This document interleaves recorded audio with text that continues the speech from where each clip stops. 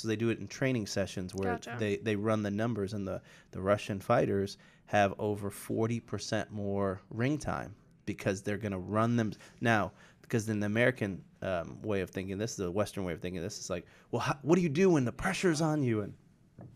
And now you're at your max and you got to press through. Mm-hmm. Well, you practice that, just not often, if that makes sense. Mm-hmm. So CrossFit is like, I've heard them talk about this. CrossFit's the opposite of that. CrossFit You're pushing to your max. always. Yeah. You've got to be smart about it, and you've got to have good coaches. You don't need to go in there and kill yourself every day. You need to go in there for the purpose of getting a workout in. The thing that I like about it is I'm not going to the gym by myself. I'm going to the gym and all my friends are there. So instead of it being 6:30 and I'm like, I'm bored, I don't feel like going to the gym by myself, it's a social situation. So instead of going out for happy hour drinking, I can go to CrossFit and still hang out with all my friends, but get some good competition in too. Wonderful, wonderful. Change Everything Live today with dietitian Megan Ware. Excited to have you tuning in today. As always, if you're watching this on television, you can check out the full show on YouTube Live. If you're watching this on YouTube Live or on Apple iTunes, you'll see the full broadcast. If you're watching this on CBS, just know that the full version of this interview is available, and you can watch the long form of it on the internet. So, Megan, how you doing? Good seeing you again. I'm doing good. Good to see you. What's new in the world of diet and nutrition? What are you seeing out there? Seeing a lot of ketogenic diets. I'm seeing a lot of people come in asking me about that. I'm seeing Whole30 have a new little revolution. I haven't seen that in a while. Whole30, what's that? Tell me about that. So Whole30, the premise of Whole30 is focusing on whole foods. So basically anything that comes in a box or a bag, you can't have. So no sugar, no cookies, no protein bars or anything like that. No artificial shakes, no artificial sweeteners. So it's just back to the land kind of a thing. I see it being sustainable for 30 days, but for most people, once that 30 days is up, they go right back to the way that they were eating before because it was so hard. You and I had talked about this before, but it seems that Americans want diets in the form of like gimmicks. That, Whole30, I'm not criticizing that diet, but that sounds like a really great, banner. I'm not Put it in a good package. Here you go. Do this.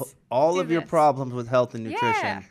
You just didn't get the memo that Whole30 This is the way answer. to go. This So is the answer. When I was growing up, they used to have like a new diet like every 3 months. The grapefruit diet. Oh, I don't know if you I remember the that grapefruit one. diet. Yep. Cabbage soup diet. Cabbage soup. Wait, what's the one where you take vinegar and a little Apple cider vinegar. apple cider vinegar with you add cayenne pepper to and it. lemon juice. Lemon juice. Yep. What's interesting about all these diets, I know you're not a big fan of any diet solving all your problems. What's interesting about all these diets, though, is the reason they work is because most likely whatever person comes to your office or is at this place in their life where they're like, I'm overweight, I'm not feeling good, my vitals don't look good, they probably aren't even aware really of why the exact formula of food and other factors that are making them overweight and not feel good and have health issues. So but there are factors. So they don't know those factors, but there are factors. So when they just agree to do something like the grapefruit diet, they're following something. yes, and they're cutting out a bunch of things Yes. that are probably not good. So I've told you this previously, but I was probably about 40 pounds overweight when I got out of high school for just a couple of years. I had done sports in high school. I had done a lot of running. I had played basketball, and I could eat McDonald's, Taco Bell. That metabolism was running high. We would go to Taco Bell, and they had the value menu back then where it had like the 49-cent tacos. Ooh. I mean, you were killing the game if you had like 8 or 10 tacos. So I could eat anything I wanted. Got out of high school, stopped competing, stopped doing exercise at that level, but kept eating the same way, but without any knowledge that was a problem. Right. Gained a bunch of weight and really got to a place a couple years later where I had to track that back. I didn't know what I was doing was making me overweight, was making my health, had adverse effects on my health. But if I would have just went on a grapefruit diet, suddenly, without even knowing it, I would have cut out foods that would have brought my weight down without would have made my cholesterol better short term. Yeah. So what's interesting though is you always tell me, Andre, people need to get knowledge. They need to be knowledgeable about their diet. Is that kind of why that if they follow one of these quick fix diets and they don't get knowledgeable, they don't have the knowledge to make their health stick? Is that kind of what you're trying to tell Well, me? yeah, with something like a quick fix, for most of the things, the reason why they're quick is because they work quickly, but then you get burnt out quickly as well. So for any of those things that we've already talked about, I don't see that as something that anyone can do for the rest of their lives. And if you can't do it for the rest of your life, at some point you're going to stop doing it, and at some point you're going to stop seeing the benefits from that if you didn't change anything else for the rest of your life. So with a grapefruit diet, are you going to eat a grapefruit for breakfast every day Oh my God, could you forever? imagine? Are you going to have apple cider vinegar every morning for breakfast every day forever? Probably not. So by virtue of just quitting those things, then you stop getting those benefits, and you usually end up gaining that weight back, or your cholesterol level goes back up because you never really fix the underlying issue. And like you said, that knowledge piece isn't there of what am I actually doing wrong here that's causing my cholesterol to be high, because that's a symptom. That's not the reason why you have bad health. That's a symptom of you having bad health. So how do we get to the root of that symptom and why that's happening? You and I sent each other the same article, I think from a different source, similar information. The CDC is saying that obesity now is at the highest rate ever recorded. Again, what do you attest that to? Why do you think that we are seeing more and more folks who are heavy? And by the way, when I bring this up, I'm not just talking about this from a looks, from an aesthetic standpoint. I mean, I'm talking about just the health, the adverse health effects of carrying more The weight chronic than you disease should. Sure, that's absolutely. related to it. If you want to be skinny and look sexy, that's great. But I'm not talking about that. I'm saying the CDC says if you carry a certain amount of weight, it's going to have very, very adverse effects on your health. We're seeing more people than we've ever seen before carrying more and more weight. What, in your dietitian, you see people all the time, why do you think, what are some of the reasons why we're seeing obesity at higher rates than we've ever seen it before, and what can the average person out there do? Yeah, I think there's a lot of factors that play into it, obviously. I think one of them is our food system. So we have convenience stores on every corner. We have drive-throughs, a dime a dozen. When you're going to work, I'm sure if you had to count the number of drive-throughs that you went by, it would be, who knows, 20 of them. So we're inundated with these foods all of the time that we don't have to make. We don't have to put any kind of effort into eating. So if you never wanted to step foot in your kitchen, you don't have to. You would stay alive. You wouldn't be at your best health, but you would stay alive. So we're spending a lot less time in the kitchen. We're spending a lot less time figuring out where our food actually comes from. Because we know less about our food, because we don't have to know about our food anymore, we know less about what it's doing in our bodies as well.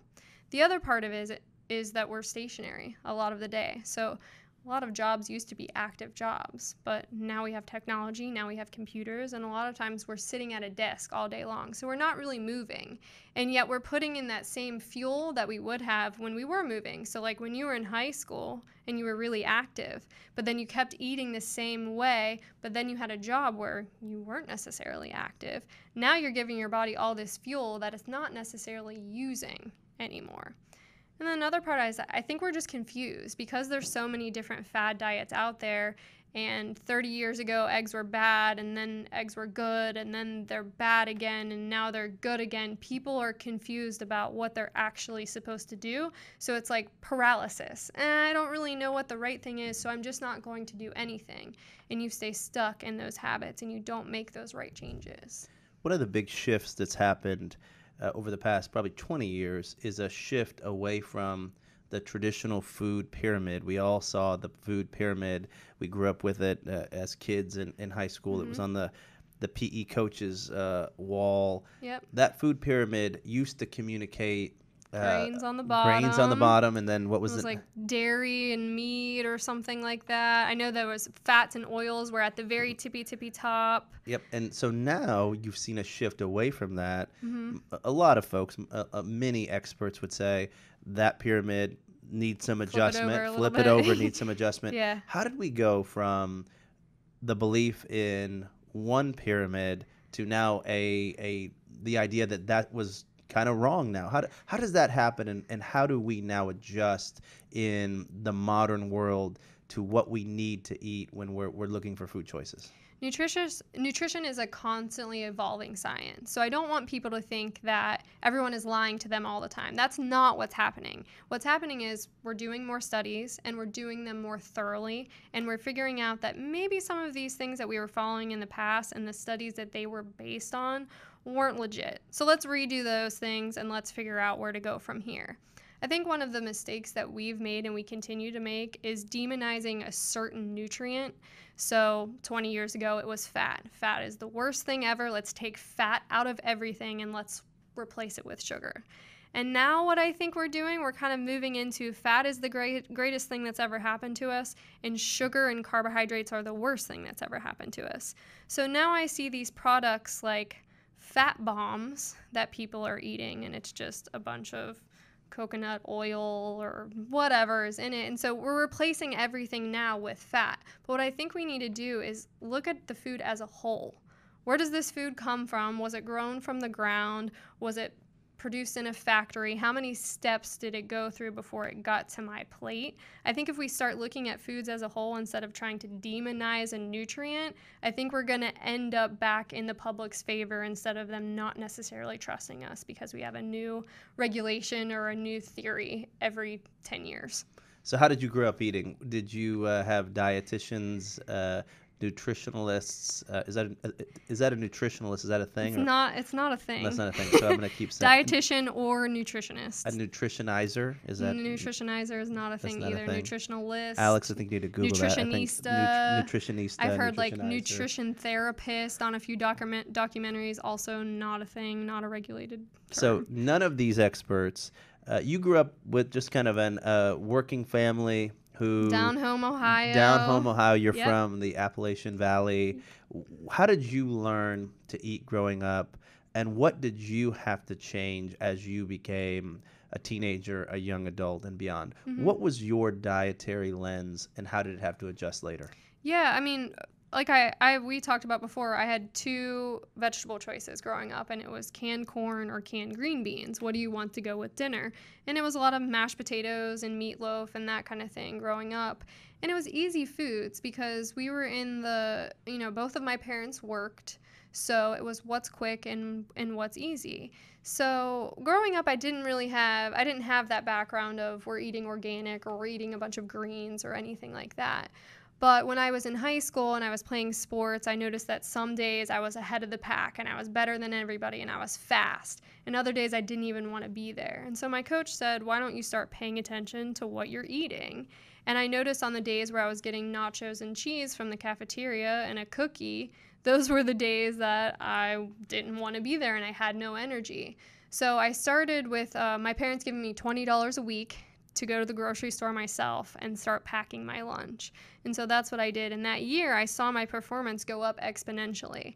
And I thought, man, what if I had been doing that for my whole high school career? How much better could I have been at that point? And I also saw my body change. And I didn't even realize that you could manipulate the way that you looked with food at that point. I kind of thought, you're born with this body, this is kind of what you look like. But when I realized that nutrition can really make a difference, that's when I knew I wanted to talk to other people about it, and that's what I wanted to do with my career. So to become a dietitian, what kind of education do you have? You have to have a 4-year Bachelor of Science degree. I went to Ohio State, so go Bucks.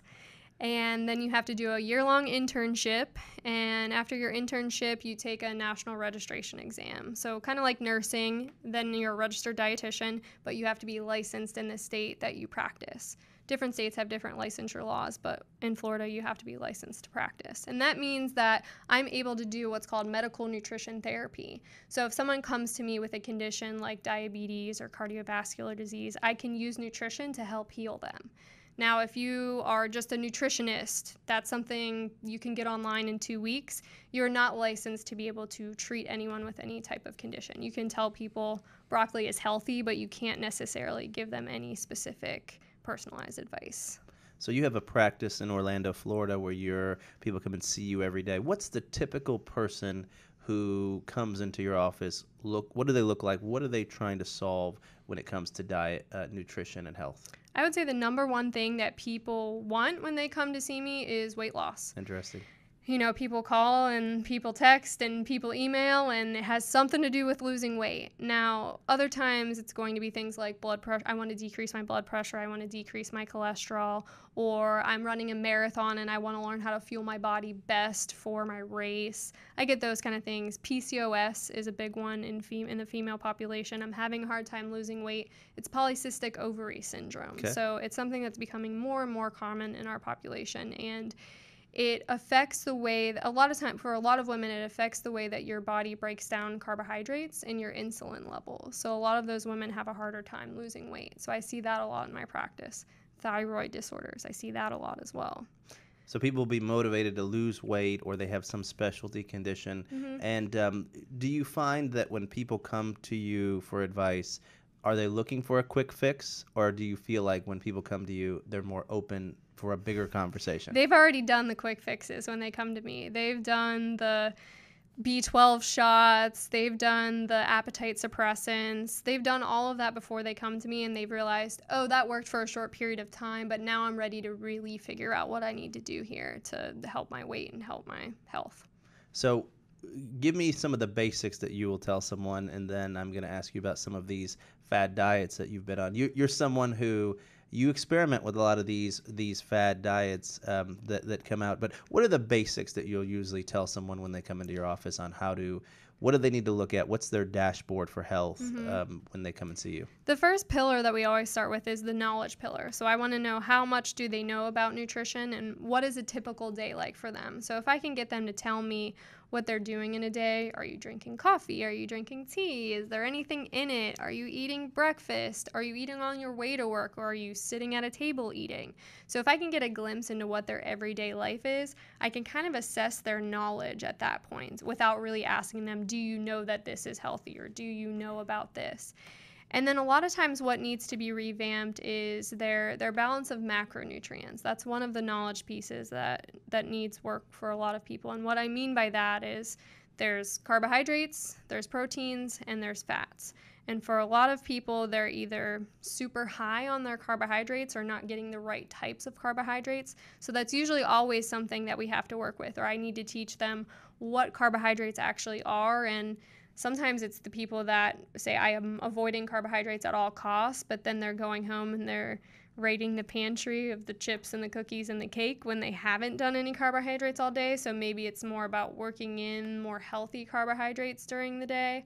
Or it's more about, oh, you're not doing any fats because you've heard that fats are unhealthy or fats have high calories, so maybe let's throw some avocado in there or some nuts in there or some seeds in there. So it's really reworking those macronutrients so you have a good balance of them first. And then we also talk about micronutrients. So that's fruits and vegetables. Are you getting any vegetables in your diet? And if you're not getting any vegetables in your diet, how are we going to work those things in? Second part of the knowledge is the structure piece of it. How often are you eating throughout the day? Are you taking a good amount of time off from digestion? So that's one thing you and I have talked about, is the time-restricted eating or the intermittent fasting. This is another thing I'm getting a lot of questions about, if that's something worth doing. There are a lot of crazy ways to do this. There are a lot of fad diets that are coming out of this system. But I think the best way to look at it is, are you getting at least 12 hours that your body is not digesting? So let's say you're done eating by 8 p.m. and you're not eating again until 8 a.m. And what that does is that gives every part of your body the rest and the restoration that it needs. 12 hours. 12 hours minimum, I would say. 12 hours minimum. Okay. So, for example, if you're going to bed at 10 p.m. and then you eat something right before bed, when you're going to sleep and you're trying to rest, your digestive system is still working. So if you had to work all night and then wake up and go to work again, you didn't get any rest, you're doing that to your system every single night. And when there's not that rest and repair, you're causing damage. So what they've shown in studies is that people that can eat the same exact food, but eat it over that 12-hour window of the day as opposed to a 15, 16-hour window of the day, are going to have lower markers of inflammation and lower markers of chronic disease. So even if you eat the same exact thing, so for anybody out there who's not willing to change their diet in any way, I'm going to eat the same way, I'm not willing to change anything. If we can just get you eating on the right schedule and maybe pushing that food into a shorter window of the day, we might see some results from that. So that we could kind of start there for someone who's not really willing to do a lot of changing.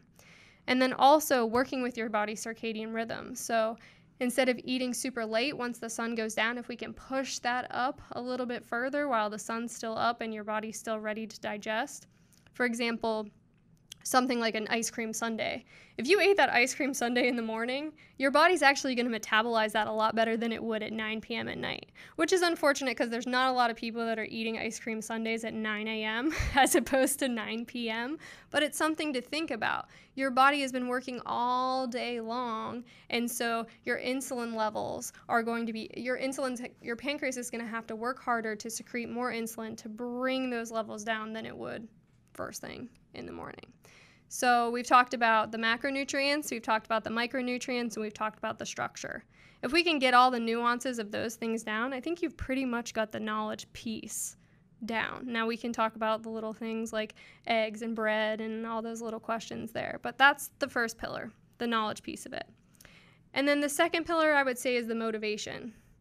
So you've got the knowledge, but you don't have the motivation, the knowledge piece isn't really going to matter. So how do we get you to a place where you know what your goals are and you know what you're working towards, and we can keep that motivation level high and keep you getting results to keep you wanting to make those changes and making those changes habits? What do you find motivates people the most once they have the knowledge? What motivates people to look better, feel better, in your opinion? What are you seeing out there? Seeing the results. So when they're changing the way that they're eating based on the knowledge piece of it, and they see that their energy levels are higher, and they see that they're feeling better, and they see that their pants are fitting a little bit looser, that's the biggest motivator, is kind of showing themselves that, oh, I can see a change. Just like I talked to you about when I started to see a difference in the way that I was performing, it motivated me to do more of that. Whereas if I changed what I was eating and I didn't really see a difference, well, what's my motivation to keep doing that then? So I have to make sure that people are using measurements of progress throughout this entire time that aren't necessarily just weight, because maybe in the beginning you don't see the scale really change a whole lot, but if we see your cravings go down, we see your mood get better, and we see your energy levels go up, maybe your sleep gets better, and we can use all of those things as markers of progress, because all of those things are affecting your health as well. It's not necessarily just your weight that's affecting your health. So that's it's just results. Results are what People are motivated by results. People are motivated by results. So, but you said sometimes they come in because they want to lose weight. They've got some negative force pushing them to come see you. But then what keeps them going is seeing those results. Positive reinforcement. Positive reinforcement. Yes, exactly. Yeah, you talked, we had talked at length about the idea of fat shaming, and that fat shaming, this is this big conversation in our society where so many people are obese. It's got a terrible, terrible consequence for individuals and for our society. But your thoughts were, you're never going to get people to get healthier by negatively shaming them. Talk a little bit about that. Yeah, no one's coming in for me to say, hey, you're fat, stop eating. Like, they don't need to pay me to do that. They're coming in. Could you imagine if that was your career? Like, people just come in, they line up, and you're just like, you're fat, you're a loser. No. And then they give you a check. What I found is I have to make people feel good. So even if they come in feeling very defeated, which oftentimes the tears are flowing, I've got the tissues out for that, especially that first consultation. But if they walk out that door still feeling that way, are they really going to change anything? I've got to get them walking out that door feeling empowered to make a change. So even if they come back for a follow-up and they're like, man, we made these goals, but I went on vacation and this happened and that happened and life got in the way. And I'm like, well, you're fat and you need to be doing this and this and this.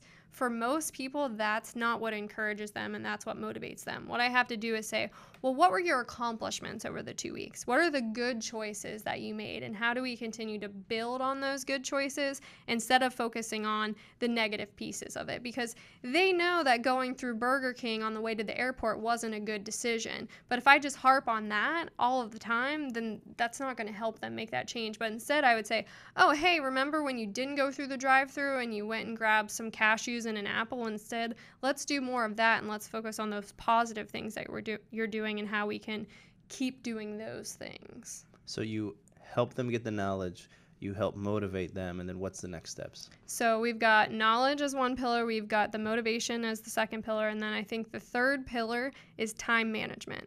So when I see all three of those things come together is when I see long-term success in my clients. So the time management piece, what I mean by that is you can know everything there is to know about nutrition. You can have a PhD in nutrition. But if you don't plan what you're going to have the next day or that next week, you're going to grab whatever's available. So if there's bagels in the break room and you didn't have breakfast, you're going to have a bagel. If you don't have anything planned for lunch and your coworker says, hey, let's go on down the street to get some barbecue, that's what you're doing for lunch. Before you know it, it's 3 o'clock, you're starving for a snack, you go down to the vending machine, you grab a Coke and a cookie or a Snickers. And then you're on your way home and you're probably really moody at that point because you haven't given your body any good fuel throughout the day. Your blood sugar levels have probably been like this all day long. And then you're driving home, and to ask yourself at that point to go all day and then say, I'm going to make a really healthful meal at home. I'm going to put 30 minutes, 40 minutes into making a meal. That's probably not going to happen. You're probably going to pick something up on the way. You're going to do carry out or you're going to do drive through. So without that time management, without that planning ahead, those other pieces don't really matter. So that piece, every single day asking yourself, what's my plan? And every single night evaluating how did that go? And then either doing some kind of planning, prepping for the week on a Sunday or on a Wednesday, or breaking that up into two. That's really important for the long-term success of this. Gotcha. Now, although you have some pretty strict, I wouldn't say strict, you have some kind of clear recommendations, you're also someone who's tried all kinds of different types of extreme fad diets. Talk about a few of the diets you've done. I know you did the carnivore diet recently. Yeah, that's a hot one right now. Carnivore diet, which if someone doesn't know what that is, that's an all-meat diet. Mm-hmm. I mean, all You're meat. only eating meat. There's nothing else. There's Nothing no else. spinach. There's no kale. No butter. No butter. No dairy. Nothing. This is not high protein. This is not keto. Meat only. Right. Meat only. Salt. Can you put salt on the meat? You can. It's supposed in its clearest form. It's beef and salt. Beef. I could not just do beef and salt. No, I don't even think pepper is allowed, but I couldn't do that. So I let all the meats in, like salmon, that was okay. I had some coffee throughout that, which like coffee is a plant, so that's probably a no-no as well. But it was one of the only things I was looking forward to after a few days of this. So, and the reason why I do these diets it's not to become a proponent of the diet, but because I get lots and lots of questions about them, or because you maybe see some of the Instagrammers out there seeing all these results doing the carnivore diet or the keto diet or the vegan diet. You want to know, like, is this going to work for me? So I want to come at you with the perspective of actually trying it instead of just dismissing it and saying, no, absolutely not. You shouldn't try that because it's a fad. I want to go through the experience of what is it actually like? Is it going to be sustainable for you? Because here are the issues that I came up with when I was trying this diet. And is this something that you're going to be able to deal with? So you did the carnivore diet. Yes. Again, the carnivore diet, all meat, some salt. You mixed in a couple other things. Carnivore diet recently made famous by a lot of individuals, but Jordan Peterson, kind of internet guru, sensation, philosopher, and his his daughter, Michaela, who had these amazing results, and Michaela she had Peterson. Lots of autoimmune issues that she says that the carnivore diet completely cured for her. So there are people that swear by this diet. Absolutely. What were your how did your body respond to all meat and salt only? Well, first of all, I didn't want to eat very much. So, because you are so limited in the amount that you want to eat, you're automatically eating a lot less calories in a day. So, it's definitely a form of restriction for sure. And it's the ultimate form of elimination.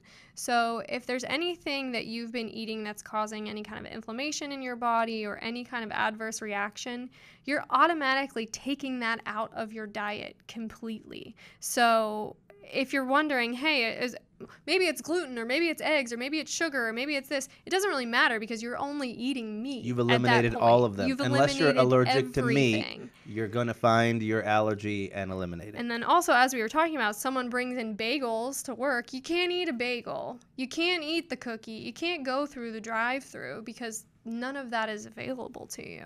So every day, at the end of every day, I would feel a little nauseous.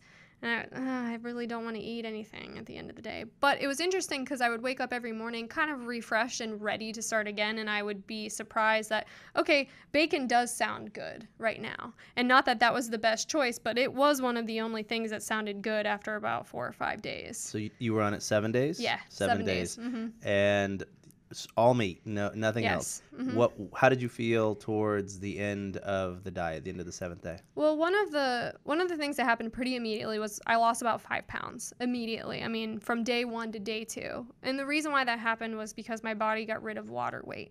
So your body holds on to water when you are eating any types of carbohydrates. So as soon as I was going to bring carbohydrates back into my diet, I would gain that weight back. So it's not that I lost 5 pounds of fat by eating meat for one day. That didn't happen. But once I got to that 7-day period, the thing that bothered me the most was the inability to connect with others socially. So one of the things that I love to do is I love to go out and try new restaurants. I love to meet friends at a bar. I love to have friends over and entertain. And you can't have friends over and then just serve them steak and no sides. So you also can't have any alcohol on the diet at all. So it was just after a weekend of doing it, I was like, man, that was a pretty boring weekend because I pretty much just had to stay inside the whole time.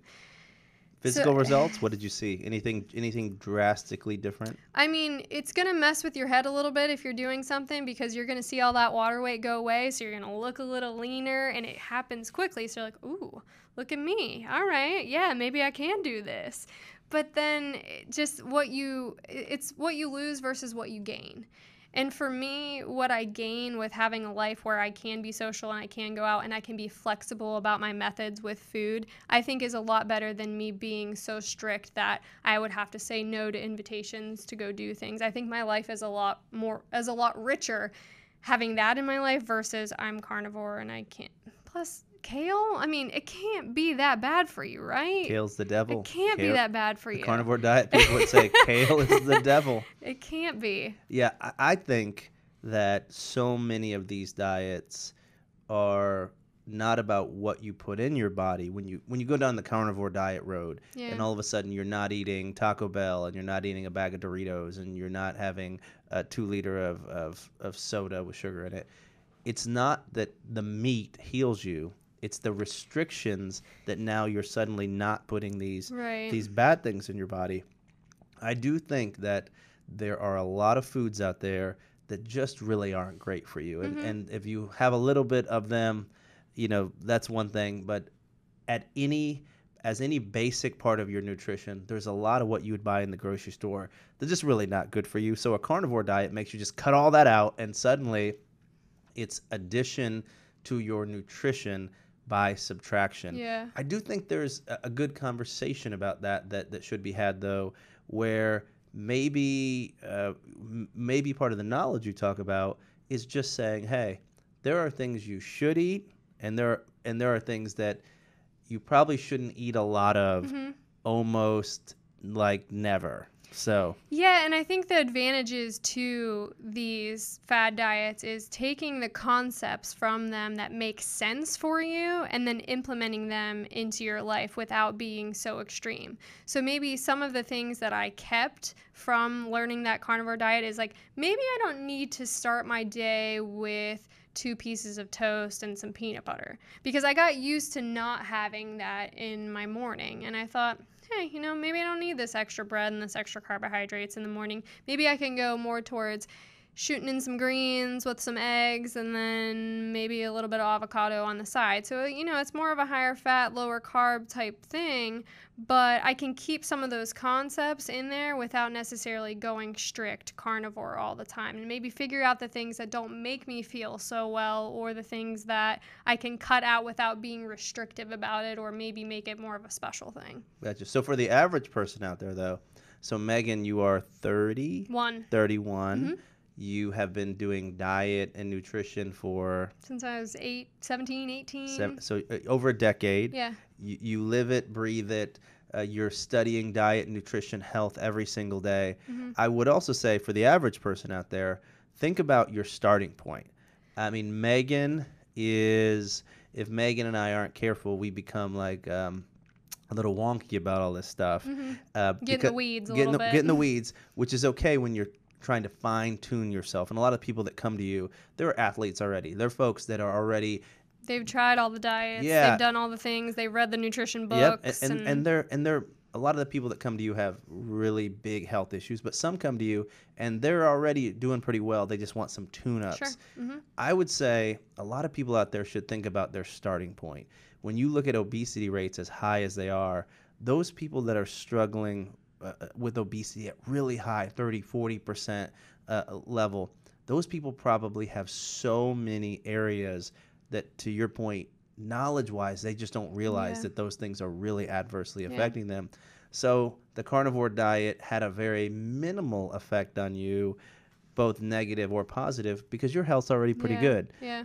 For a lot of the folks out there, I actually encourage them to try things like a keto diet, try things like a carnivore diet, try things like even being vegan or something like that. I had one client that I had her do carnivore for a week just to prove to herself that she could do something, because she came in with so many health issues and there were so many things coming at her, and she felt like, I'm addicted to sugar and there's absolutely no way I can cut sugar out of my diet, and there's absolutely no way I can cut wine out of my diet. So she came to me with all these issues but was very limited in what she was willing to kind of give up. And so instead of going through and giving her a list of these are all the foods that you can't eat, I just said, this is the one thing you can eat, and it's meat, and that's it. And so at first she was kind of like, whoa, what? Like, my dietitian is telling me I can only eat meat? And once I gave her an end point to it, I said, we're only going to do this for 7 days, and then we're going to reevaluate. And she had all these autoimmune things going on. So I said, let's do this for 7 days, and then once you come back, we'll see how you feel, and we'll see what we can work back in here, because we're not going to do this for the long haul. And once she realized, okay, this is a short-term thing, I can do this for 7 days, and she did it for 7 days. And she came back in and she said, wow, I didn't even really think about sugar because I was so focused on this one goal that I had, and I wanted to prove to you and I wanted to prove to myself that I could do it. And that really empowered her for us to start building in what the balance of the rest of her life is going to look like, and show her that, hey, you can do a week without sugar and you can do a week without wine just fine. You just kind of have to prove that to yourself. Suddenly she had a knowledge that she had power to change her diet. She had power to change her body. And so this is where some of these fad diets, I agree, they're not sustainable, especially if you don't really understand what you're doing. I've done ketogenic diet. I've done a version of the carnivore diet. I've done these different fad diets. But now when I do them, as opposed to years and years ago, I know exactly what I'm messing with inside of my body. Yeah, you know your body. Correct. And you know what you need to change and tweak because you've listened to your body for so long. But a lot of these people have never really tuned into those cues that their body is sending them, and they're just kind of all over the place. Maybe I'll hold on to this and do this for a week, and then maybe I'll hold on to this and do this for a week. But they're not really tuning into the signals that their body is sending them. They're just following these arbitrary rules. Yeah, which makes me even worse because I know exactly what's bad for me. I mean, to the letter, and I will still do that shit sometimes. So, but we all do, and that's okay. But you have to get back to what your normal everyday balance is. I actually have got to the place where at the end of any given day, when I wake up, go to sleep, wake up the next morning, based on what I ate the night before, I can almost gauge my exact weight. Oh, wow. You've got it down to a T. I mean almost to like the 1/5 part of the scale. Well, because I just know my body now. It's really not that I'm worried about what I weigh. I know the chemistry set that is, if I eat these foods together, if I eat late, if I don't get enough sleep, all these things together, this is the result. And so I don't always, I'm not always motivated. I'm not always disciplined, but at least I have the knowledge like you talked about. Now tell me about a couple of these you did the carnivore diet. What other diets have you done that have been interesting and have told you a few insightful facts? I've done the ketogenic diet twice, and then I've also done another version of the ketogenic diet called ketotarian, Okay. which is a ketogenic diet, meaning high fat, very low carbohydrate, moderate protein intake, but a vegetarian version of that, or a plant-based version of So that. how is that possible? Yeah, exactly. So a That's why I ketogenic wanted to try diet- it. How is that possible? Yeah, a lot of people out there, if you're watching on CBS or listening to the Apple iTunes podcast, you might not know that the ketogenic diet is, well, I'll let you explain it. It's about 80% fat, so 80% of your calories are coming from fats. About 15% is coming from protein, and then some incidental carbs here and there. What's the difference for the average person out there between fats and protein? What would a fat look like? What would a protein look like? So a fat, you mean the foods? Yeah. So fats come from places like avocado, nuts and seeds, olive oils, and then those are your good fats, and then Okay. you have your not so healthy fats that come from things like French fries, fried foods, Little Debbie snack cakes, canola oil, dressings, the fat that comes on meat, those kind of things. Those would be fats, and then there's And then proteins Protein. are, any animal product is going to have protein in it. Okay. And then you're getting some protein from places like beans. Nuts and seeds also have some protein in them. Legumes like lentils, those things have proteins as well. So what would your average day look like eating on the ketogenic diet? And I'd like Yeah. to see how you did that in vegetarian world. Ketotarian. Ketotarian. So on the ketogenic diet, it's a lot easier to talk about what you can eat than what you Okay. can't eat, because what you can't eat is mostly everything.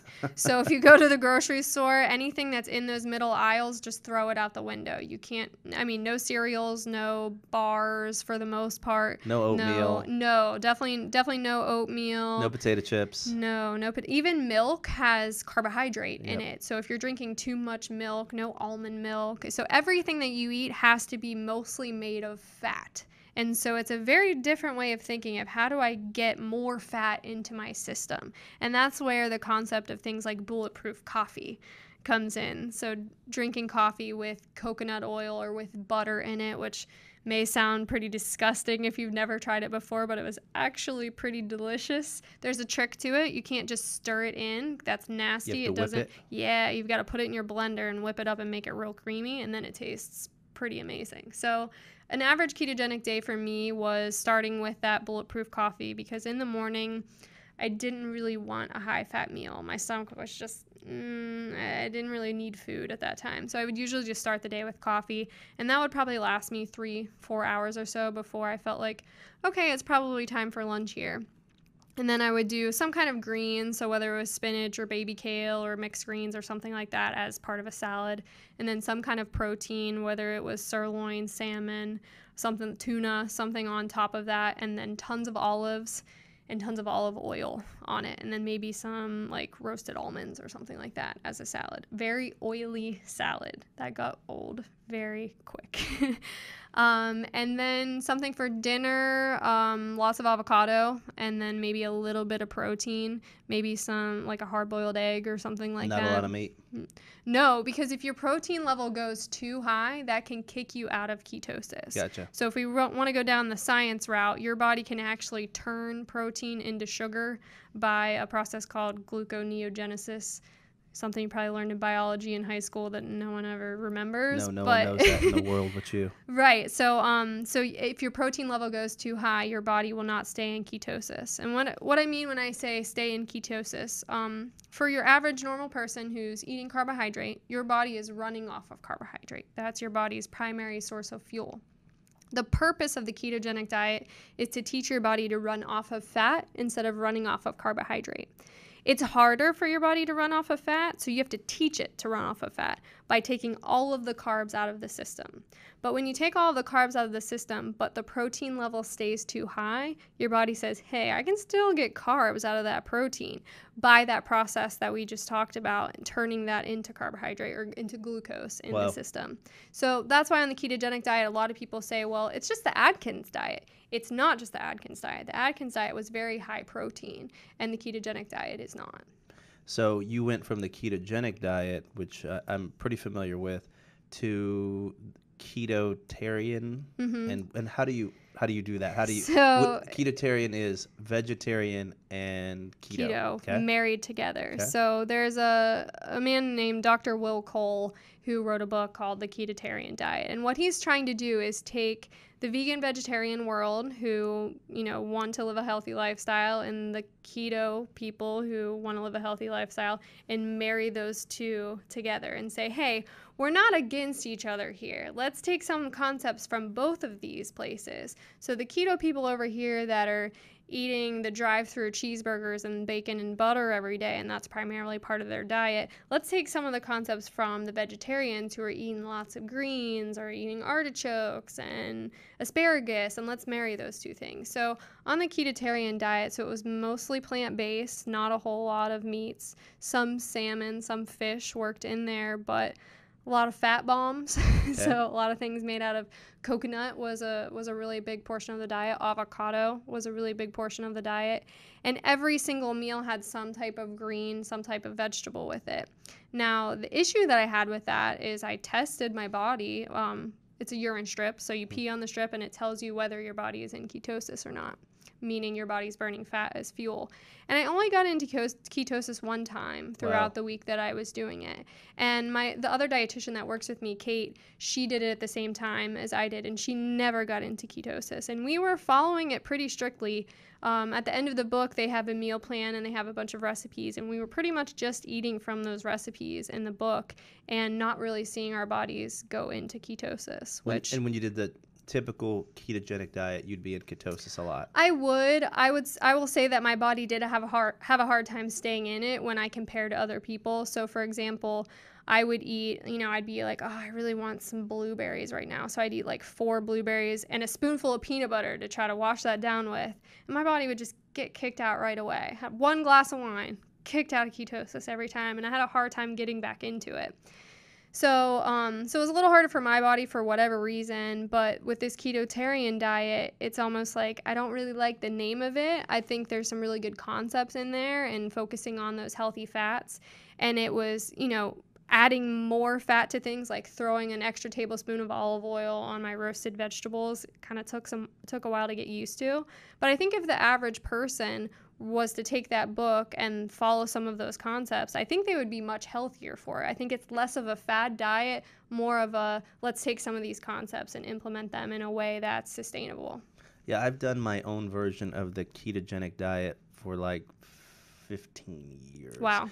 And of course, make up my own rules as I go. Yeah. But you're right, you can't eat 90% of what's in the grocery store. Mm-hmm. It actually makes shopping very easy, though. I have that app where they deliver your groceries to your house. Yeah. And I can just hit it and order the exact same things every time. Yeah. So I wake up in the morning, and I've tried the intermittent fasting in very extreme quantities where, intermittent fasting, some of these folks say, go to bed at 10 p.m., wake up, and then you don't eat until like 2 p.m. the next day. Like limit your eating to like 4 hours a day. Like 2 to 6. That's a common window. So, and then just coffee only or tea only for those hours. Yeah. I don't really respond super well to that. So I'll wake up in the morning and I'll have coffee with a little bit of artificial sweetener, stevia, a little stevia in it, and whipping cream. So now I use whipping cream, and it's pure fat, with no protein. And so that might carry me, though, all the way to 2, 3 o'clock. I probably don't have my first meal till about 4 o'clock. That's usually some kind of salad, oily salad. I describe it so well. I was laughing about so your oily appetizing, salad. Oh, that sounds delicious right now. all the time. Yeah, a salad. with tons of oil on it, some kind of protein on it, and that's kind of That's your meat. jam. That's my Okay. jam. Meat. I'll Yeah. have some bacon. Where I get thrown off is, and I believe this wholeheartedly, when you take yourself down these kind of what people would say are extreme Yeah. roads with your Hmm. diet. If you throw in alcohol or you throw in, it was funny when you talked about your 4 blueberries and your peanut butter. Those 4 blueberries chemically, they just jacked up everything else. Your body Yeah. is more of a chemistry set when it comes to diet and nutrition than we want to admit, and it especially is when you go down like a keto diet. Sure. Like Yeah. you're, Yeah, for it's sure. yeah, like, and it probably shouldn't be that way. That's why you need more Hmm. balance. But if I go and I do the exact same, if I have the exact same eating patterns, but then I throw on a glass of wine, it'll change my body Yeah. chemistry altogether. So I've been doing that a long time. I don't know that it's the best in the world, but I'll tell you, for me, I think from my history of Burger King, Taco Bell, being raised by some everyday Joes who gave us ramen noodles and bags of potato chips and just make a spaghetti pot that's like 4 gallons tall and eat it Yeah. with garlic Yeah. bread until you pass out on the Yeah. couch in like a Thanksgiving like slumber. For me, what I like about the idea of a keto diet, I'm not promoting that necessarily. But what I like about it for me is that I know there's some things that if I can cut them out in big quantities, it at least puts me at a starting point. Like if I don't Right. consume a lot of It sugar, gives you rules. yeah, if It I don't gives you consume a lot structure. of sugar, if I don't consume a lot of, carbohydrates, my exercise goes up and down. So if I'm a little bit restrictive with my carbs, that's helpful. The other thing with me is that if it gives me less choices to make when you talk about time management, my time management's terrible. Hmm. So I have You got very the app, you're getting your same foods, just and you're good to it's go. You don't really have to think the about it. most boring diet in the whole world. But the alternative to that is, and I know this is true, learning many other choices and adding Yeah. them. But because if I don't do that, I'm going to go back to Burger King and Taco Bell, and that's going to be the end. So, What you reminded me of when you said, like, when I throw the wine in there, it throws me off a little bit. I read an article recently about a girl who did an elimination diet. I won't name which one it is, okay, but she cut out dairy. okay, And she was used to having dairy in her diet. And so she did this for 30 days. And then she went right back to eating how she was after that and found that she was lactose intolerant. So by eliminating some of these things, you can definitely cause issues when your body gets used to, okay, we're in this rhythm, we're doing this thing, and then you try to reintroduce some of those things. It's just like when people start to eat healthy and then they go back to Burger King and then they're like, whoa, that made me feel really crappy. When before they were kind of just living their life doing that all the time. So the body is very responsive and you have to listen to what it's telling you. But a lot of us are just kind of shutting down those cues all day long and not really opening up and listening to them. one of the things you talk about a lot, Megan, is the need for sleep. You talk about that you can eat really well, but if you don't sleep, sleep's going to be very, very problematic to your health, wellness, how you look, how you gain or lose weight. Yeah. Sleep has a big part of Mm-hmm. it. Talk about that because I don't think a lot of folks think of sleep as an important part of Yeah. their diet or their health in general, but you talk When about I how got into important it is. nutrition, I never thought I would become a sleep coach. That wasn't really ever anything that I thought, this will be my expertise. I'll talk to people about this a lot. No, it wasn't like that. But what I realized was that people could be doing everything right, but then their stress levels were through the roof and they weren't getting enough sleep and they weren't seeing any results, even though they were exercising and they were eating well. And so one of the things that I coach people on is you can get energy from 3 places. You can get energy from restorative sleep, you can get energy from food, and you can get energy from stimulants like caffeine. So when you take the restorative sleep out of the mix, you're telling your body, all right, we're not going to get energy from that place. So then, as a survival mechanism, your body increases the hormones that regulate your appetite. And so it is literally telling you to eat more. So you sleep 4 hours, your body's going to tell you, hey, we can't get energy from that. Eat more food so we can get more energy from the food. And so you're going to crave foods that are higher in calorie, higher in fat, that aren't necessarily the healthiest things because your body's thinking, we just need to get energy. right now. Or you're going to be relying on stimulants, so you're going to be drinking coffee all day long to just try to get your appetite down. So it's really hard to tune into those cues of whether you're actually hungry or not if every single day you're relying on 4 or 5 hours of sleep. So how much sleep should people get? 8 hours. 8 hours a night. 8 hours. 8 hours a night of restorative sleep, and that doesn't mean you're waking up 15 times a night either. That means you're in bed and you're not on your phone and your TV is off and you're in the dark and you're in the quiet.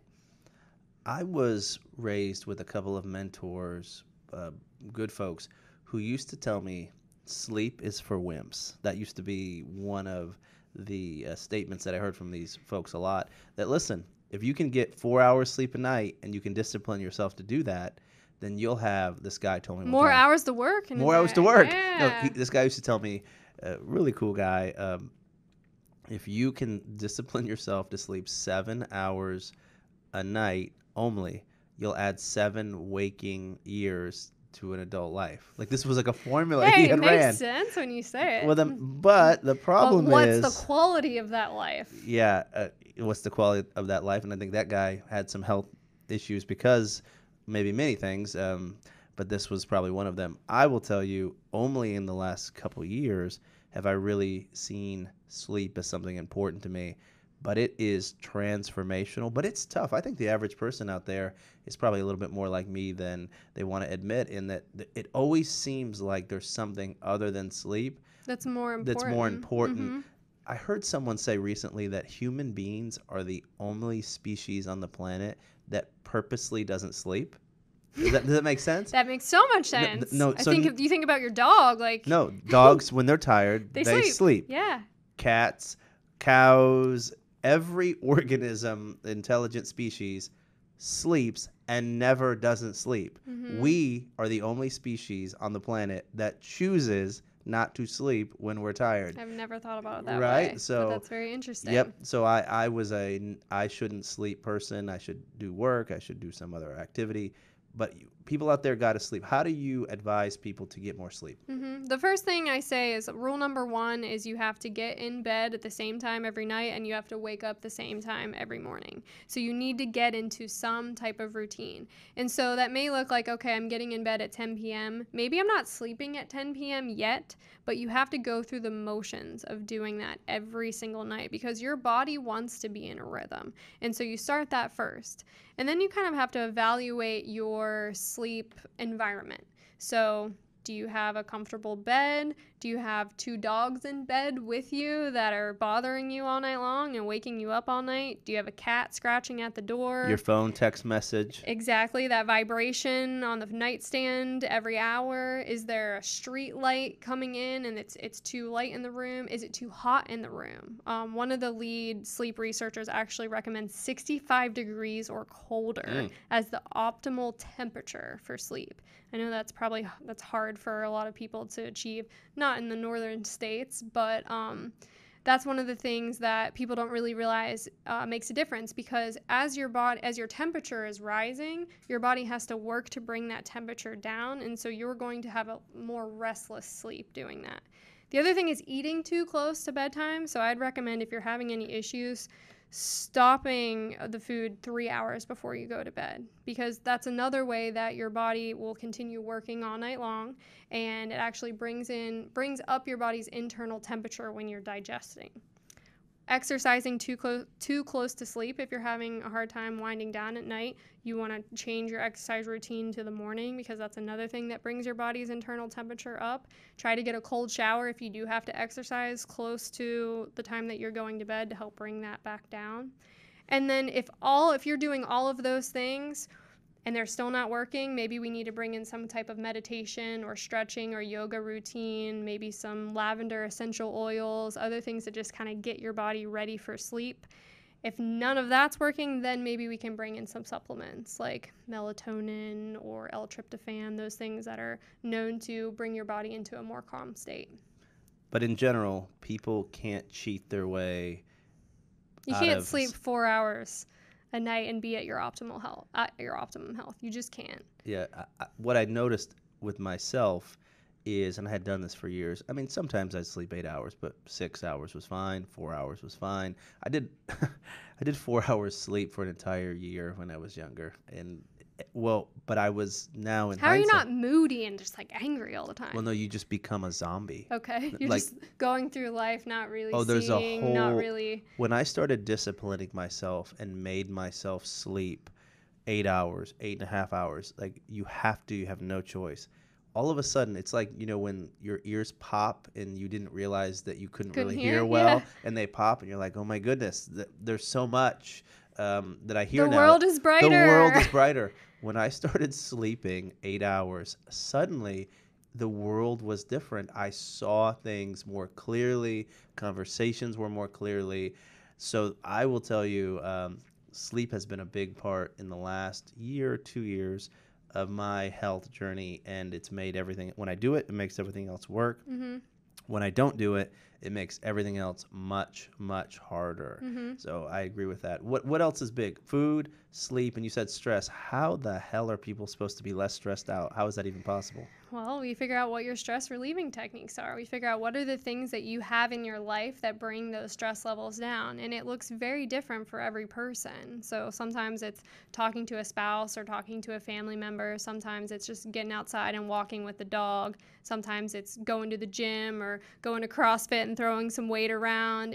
Sometimes it's doing a yoga video. It just depends on the person, but we need to figure out what are the things that are causing you stress and what are the things that are relieving those stress, and how do, I ask people the question, like, is this alleviating stress or is this causing stress? And especially when it comes to diet and exercise, let's say you've been at work for 11 hours and then you come home and you make dinner for the family and then it's 8 p.m. and you're like, I have to get to the gym now. But if you get to the gym at 8 p.m. and you don't get home till 10 and then you're wired and you can't go to sleep till 12 and then you have to wake up and do it all over again, I think in that instance, that's creating more stress more than it's alleviating stress. So always looking at it through that lens of, should I do this for my health or not? Because I think if it's constantly creating more stress, it probably needs to go. Or we need to talk about that time management, or maybe giving yourself a little more time as opposed to 12 hours at work every day.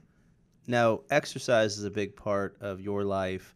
I've heard a lot of folks talk about the idea that in our Western society, we put such an emphasis on exercise, almost as though we could exercise away really bad choices in nutrition.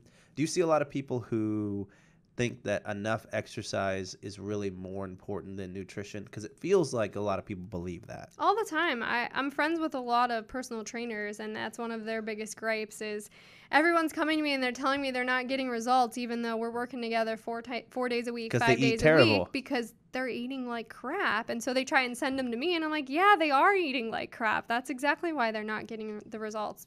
And we tend to overestimate the calories that we're burning and the work that we're putting in, and then underestimating the amount of fuel that we're putting into our system. So just as humans, we tend to remember all the good things that we're doing and forget about all of the not so great things that we're doing. So yeah, there's no substitute for eating well. You can't eat like crap and then just go run 2 miles and say, I had a pretty good day. No big deal.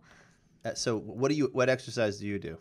What's your exercise regimen? I do CrossFit. That's all you do? I also belong to a gym, so I'll go do some strength training there. I belong to a gym. I like how you were honest about that. So I have an alternative when I really don't want to do the CrossFit workout. I can kind of go do my own thing. All right, so you're going to have to help me with this, because I am under the impression that everyone that does CrossFit is a psycho. Yes. And so I I'm pretty was sure too. I was too. I'm pretty sure that's right, but help me understand. I was too, but there's a lot of normal people there as well. CrossFit, and I've never done CrossFit, so my stereotype and my generalization is probably only slightly unfair, but CrossFit seems to be one of those workout regimens where a lot of people get hurt. Like half the people I know that do CrossFit like throw their shoulders out and break their back and are out in traction for a year. Yeah. So convince me that CrossFit isn't for psycho crazy people. You have to go to a good gym. You have to have a good coach. Okay. And the way that you kind of know whether it's a good gym or not is when you go in your first day, is someone there with you one-on-one watching your form? Are they throwing 20-pound plates on each side and then asking you to throw that over your head? Or are they starting you out with a PVC pipe without any weight on it and showing you the correct form? Okay. So the way that my gym works is you kind of start with figuring out the movements and figuring out your mobility, and then there's no real competition there as far as like you have to throw 50 pounds on each side and you need to throw this over your head and you need to squat Maxed it out right every now. time. No, that's not what it's about. It's more about you go in, there's a workout already planned for you, so you don't have to do the work. So the time management part, you can throw that out the window. You're going in and it's already done for you. And you make friends with the people that you're there with. So there's more of a social aspect. I think one of the reasons why CrossFit and Orange Theory and Soul Cycle and these places are becoming really popular is because we're looking for our tribe. We've kind of lost our way. You know, once you're out of school, and especially if you own your own business or you work from home, you don't really have the sense of coworkers and having that social scene that you go to every day. So something like CrossFit kind of gives you that. You're all there. You're doing the same thing. You all have some level of interest in the same things. And so it's a way of meeting new people. It's a way of staying social instead of going to happy hour, or instead of going to the bar on a Wednesday night at 6:30, I go to CrossFit and I get to see all my friends. So what do you recommend for the average person out there as far as exercise goes? Yeah, so what I did just right before I came here, the client that I had right before I came here, she really wasn't doing any exercise. And so I said, I think it's time for us to talk about you moving now. I think we've got a lot of the nutrition parts down. Let's talk about getting you moving and how we're going to do that. And first I asked her, what do you enjoy? She was like, there's actually a lot of things that I enjoy. I enjoy walking my dog. I enjoy doing some gentle yoga. I have an elliptical machine that I enjoy getting on from time to time. And she said there's also a strength training DVD set that she's enjoyed before us. I said, okay, great. Like, we've got a lot of things to work with here. So all we did was develop a schedule for her. We said, okay, Monday is probably going to be the day that you're most motivated because it's Monday. All right, we're ready to start the new week. Let's put you on the elliptical on that day because I think that's the most boring thing and that's where you need the most motivation. So we'll get you some cardio in on Monday. Tuesday, let's do a strength training video. Wednesday, let's take the dog on a long walk. Thursday, we'll do strength training again. And then Friday, we'll do some yoga. So we went from 0 days of exercise and her not really feeling like she wanted to start anything to, oh, hey, there are all these things that I enjoy, and that actually sounds really doable. We didn't go from 0 hours to 3 hours a day or to her starting CrossFit, but we went from 0 to 20 to 30 minutes a day. Yeah, I'm a big believer that you can do CrossFit, you can do running, you can do all kinds of different exercise as long as you're doing something, as long as you're regularly moving. So I was a runner for a lot of years. Actually, the way you put it, I had a membership at running. Well, Yeah. I would run sporadically. Yeah. I was younger. I ran a lot. At other times, I didn't run a whole lot, but I ran. That was a big part of my fitness. Mm-hmm. Probably about a month and a half ago, I just said I'm not running anymore. I'm bored of it. I have no desire to do it. And I think it's okay to switch it up. Yes. People are almost embarrassed about that. They're like, I quit running. You know, I'm sick of Orange Theory, and I'm thinking about moving on to something else, or I'm thinking about canceling my membership. And don't be embarrassed about that. Don't pay for it for 2 more months and only go twice in those 2 months. If you want to switch it up and try something new, go to the kickboxing class or go to the Y or start going to the hot yoga studio. So I started hot yoga. Yeah. I had never done yoga in my life. Okay. I started doing hot yoga just a few weeks ago. How'd you It is feel? so hard. I So love it. hard. I love It's it. so hard. It's the kind of thing I could do every day if I had time. But it's just switching up the routine a little bit. Like you said, you have to enjoy your exercise, but do something. Find something that you like doing. So I started doing hot yoga, quit running, and I just started skateboarding again. Okay. So yes, I hadn't skateboarded since I was a teenager, but I bought a skateboard, a Powell Peralta deck. It's pretty cool stuff. That You guys means would like nothing it. to me. It's to all us overgrown children. It means a lot. But no, I started skateboarding again, Cool. and for the first hour, I bought this board, brought it home. It was assembled. I couldn't stand up on it. And then when I say I couldn't stand up, I mean I had to hold the wall inside of my garage and like, not be able to even stand at all. But over the next few hours, I learned how to roll around again on the concrete, and Hmm. now I'm Now you're practicing skateboard, skating. and it's actually a lot of hard Now exercise you're to doing do a it. kick flip. I don't know. Is that I'm a trying to thing? learn the kick flip and the ollie. But again, that's some pretty good exercise. Yoga's really good exercise. I do a little bit of MMA and jujitsu, although that's kind of hard on your body. So I Hmm. don't want to be doing that 3 or 4 times a week, but Yeah. once or twice a week. But whatever it is, Find the thing you find something enjoy. you're gonna Find the do. thing that you enjoy. If you're not going to do any exercise, you're not going to do anything that requires movement or stretching. I think that's going to be tough for you to feel really, really good. Because you're getting your endorphins from that, and endorphins are feel good drugs that you can naturally create in your system. And so if you're feeling super stressed, you're feeling really moody, and that motivation level isn't there, even though it really hasn't been proven that exercise equals weight loss, what I think it does is exercise equals wanting to eat better. And you want to eat better because you're interacting in your body in a way that you don't when you're just sitting here typing all day. So when you're going to yoga, you're facing yourself and you're saying, can I hold this pose for 2 minutes or can I not? Can I move my body this way? And because you're interacting with your body and you're thinking about your system more, you respect it more and you want to feed it the things that it needs more. You're not going to leave hot yoga and go to Burger King. You're just not. You leave hot yoga and you want to go get a green juice. And you want to continue that throughout the day.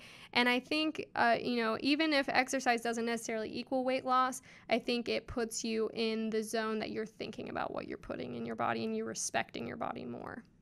Dietitian Megan Ware. Megan, where can people find you if they want to get more information on your tips and what you recommend? Where can they find you? I'm at orlandodietitian.com and Orlando Dietitian on Instagram. So they can follow you there. Megan Ware, dietitian, thanks so much for coming in today. Thanks for having me. We think you're amazing and want to keep talking to you. As always, Change Everything Live. Don't forget, if you caught this on CBS, you can watch the full version. If they watched it on CBS, they only got about 28 minutes. The entire conversation is on YouTube and Apple iTunes. And as always, thanks for checking out our content, and we'll talk to you again soon. Have a great day.